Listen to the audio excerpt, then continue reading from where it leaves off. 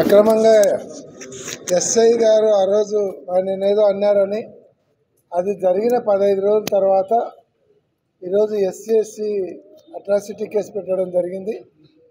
అధికారులు కూడా SC ST case చట్టాన్ని దుర్వినియోగం చేస్తున్నారంటే ఇంతకంటే దౌర్భాగ్యం లేదు. ఒక పోలీస్ అధికారి ఎంక్వైరీ చేసి మాట్లాడాల్సింది. ఎవడైనా సరే ఒక ఎస్ఐని కులం పేరు పెట్టి దూషిస్తాడా? అక్కడ ధర్నా జరుగుతుంటే ధర్నాలో ఒక ఎస్ఐని కులం పేరు పెట్టి దూషించడం అనేది ప్రపంచంలో ఎక్కడ జరగదు. అక్కడ నన్ను కులం పేరు పెట్టి దూషించాడని అది 15 రోజుల తర్వాత ఇప్పుడు కేసు పెట్టినారు.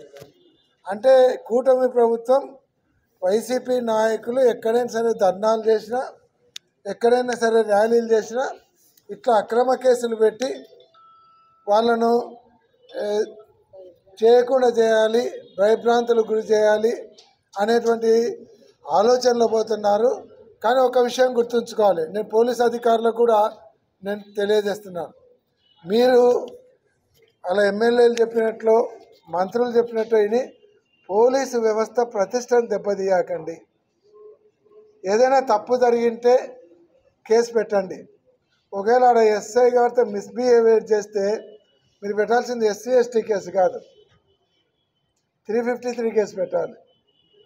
ఒకవేళ జరిగి ఉంటే, అది కూడా జరగలేదు. అటువంటిది తీసుకుపోయి ఎస్సీ ఎస్టీ కేసు పెడితే మీ గవర్నమెంట్, మీ పోలీస్ డిపార్ట్మెంట్ మీద ప్రజలకు ఎట్లా నమ్మకం వస్తుంది? పోలీస్ డిపార్ట్మెంట్ మీద ప్రజలకు నమ్మకం పోయిందంటే లా అండ్ ఆర్డర్ను మెయింటైన్ చేయడం పోలీసులకు చేత కాదు. ఆ గౌరవాన్ని పోగొట్టొద్దని నేను పోలీస్ డిపార్ట్మెంట్ కూడా మనవి చేస్తున్నాను. ఏదైతే ఎస్సీ ఎస్టీ కేసు పెట్టారో దాని మీద మేము న్యాయపరంగా హైకోర్టులో క్వాష్ చేయడానికి మేము చర్యలు తీసుకుంటా ఉన్నాం.